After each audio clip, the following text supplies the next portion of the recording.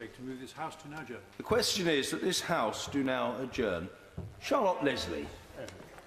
Thank you very much, Mr. Speaker, and I'm very grateful to you for the opportunity of bringing this subject to the House. Most of us are lucky enough to take it for granted that when we need cash, we can just go to the nearest hole in the wall and we're able to access our money for nothing, and not be forced to pay for the privilege. But many of us don't know how lucky we are. For almost 300 areas in the UK, in the bottom quartile of deprivation measures, that's approximately 300,000 residents, they're over a kilometre from accessing their money free at an ATM.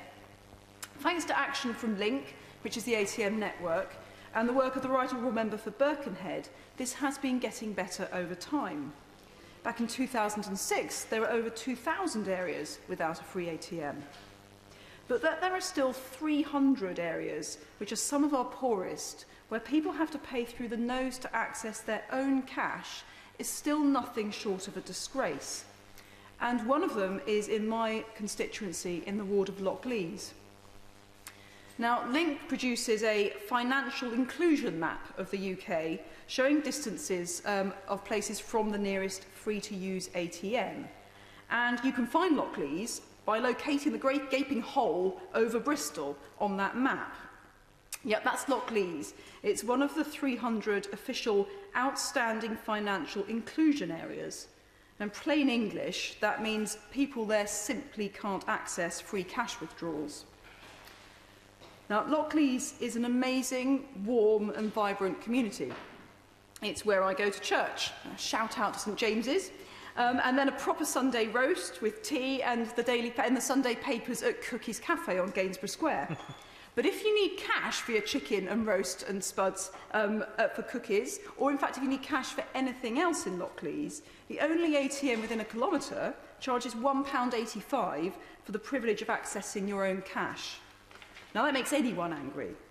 But if you're on job seekers, struggling, and you can only afford small amounts at a time for withdrawal, that's a simply massive and unaffordable hit. And don't forget that over 7 million people, again often our poorest, rely on cash for their regular payments for gas and electricity meters. And the grim irony is that so many of the communities without access to a free ATM are, like Lockleaze, some of the most deprived in our country. The warmth, strength and vibrancy of the Lockleaze community is despite the fact it is amongst one of the top 10% poorest areas nationally. And many in Lockleaze simply can't travel distances to access cash for free, so they are quite literally trapped. Now, to put this in context, in another ward in my constituency, in Westbury-on-Trim, which is not a financially struggling ward, there are at least 6 free ATMs just on the roundabout round the War Memorial. So that the very least well-off should have to pay the most to access their money is simply wrong. And it's not good enough just to talk about these things for a few months, maybe set up a Facebook page, get a few likes, drop a few leaflets, have a bit of a whinge and then move on. It needs to change and it needs to be sorted. And it can be.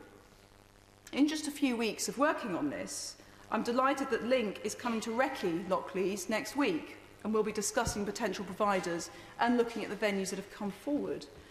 We've actually already found a willing potential venue in the Hub Community Centre, and we're already talking to interested potential providers of a free ATM. Now, many problems in this place seem insoluble, but this is one that we can demonstrate isn't necessarily. It does show what can be achieved if the issue is properly highlighted, sleeves rolled up and real work put in. It's not an insoluble problem. And if we can sort this in Lockleaze, for example, it's not only the individual residents who will benefit, but the whole community itself. Lockleaze is seeing welcome investment and development in the area.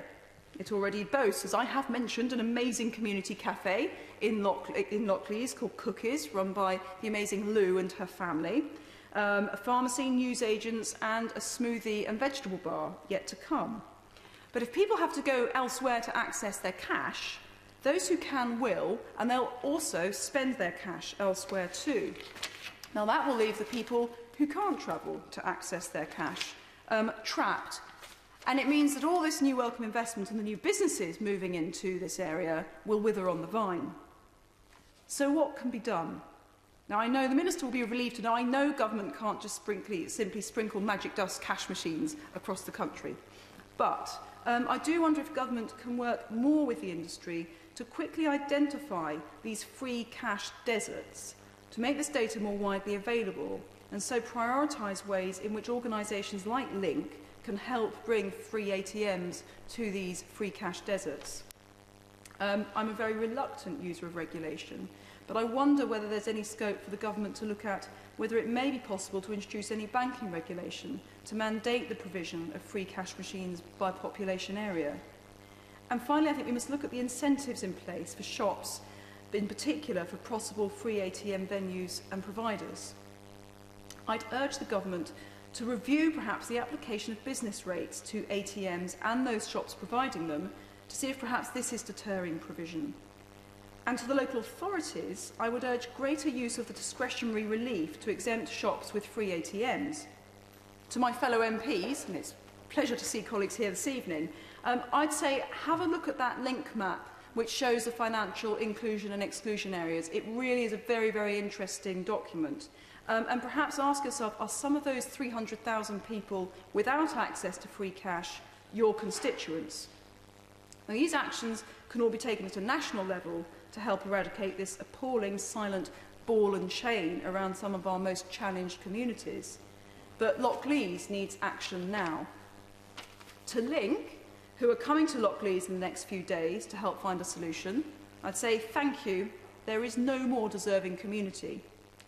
To the Hub, who are looking at accommodating the ATM and who've been so proactive and helpful, I say thank you, tell me what else you need. To the interested free ATM providers who've been in touch, I say welcome. Lockleaze is brilliant. It's an amazing, vibrant community. It's going places. Get in there before your competitors do. And finally, to the people of Lockleaze, I say we need more than words. We need more than moribund Facebook groups and forlorn little leaflets. Delighted to take an intervention. Thank the Honourable Lady for giving way, and I did speak to her beforehand to seek her let me intervene. In my constituency as well, we have the same similar problems. ATMs aren't as available as they should be. Maybe the Minister in her reply, and I'm sure that she'll be able to address these issues, will be addressing the issue of how we can encourage banks and building societies to put in ATMs. And also maybe in that reply as well, maybe we could also consider raising the awareness of those who use credit cards for withdrawals, and they should be using debit cards instead. These are some of the issues which maybe, if they were done at that level, would greatly enable those to have better access to cash withdrawals without charges.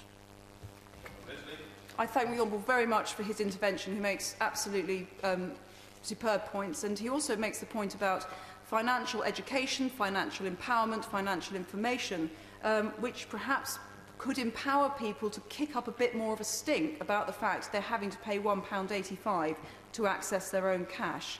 Often people are just getting on, life's pretty tough, people don't want to complain and kick up a fuss, and these are the people actually who shouldn't be having to pay this money, and empowering people to say, no, this isn't right, we shouldn't have to put up with this, makes an absolutely excellent point, and points that I very much hope the Minister will address.